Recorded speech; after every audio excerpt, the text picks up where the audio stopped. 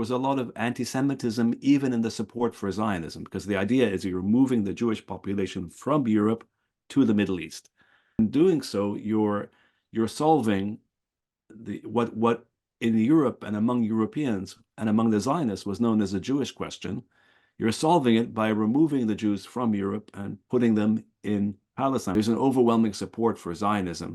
It's true among liberal Christians who think of themselves as in the West, because they're also detached.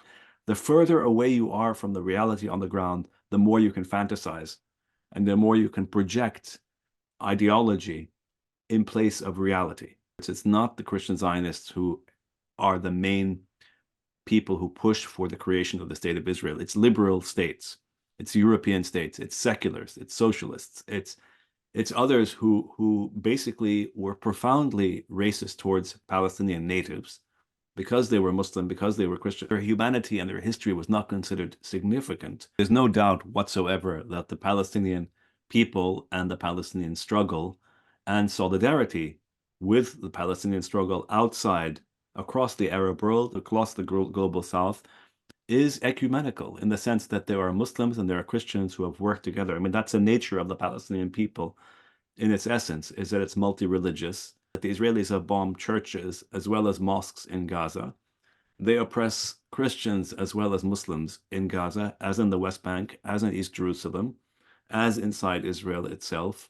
Yes, of course, people want to pretend that everybody in Gaza or everybody in the West Bank is just Muslim and pro-Hamas. It's a misrepresentation.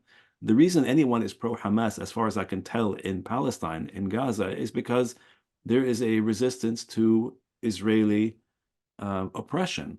Palestine is multi-religious, and it's not surprising that people in Palestine, whether in Gaza or the West Bank or East Jerusalem or inside 1948, are both Muslim and Christian. There's no surprise there because that's the nature of the population.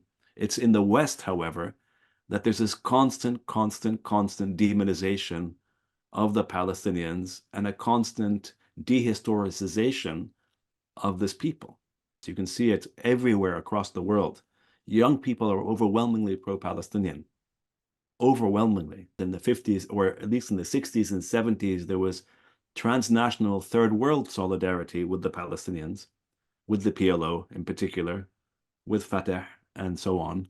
That has shifted. Now we're seeing much more, I would say, youth mobilization on a mass scale across the world, including in the West, which is interesting, including in US cities, including in European cities, despite the enormous censorship and intimidation and cracking down on freedom of expression across the West on behalf of Israel.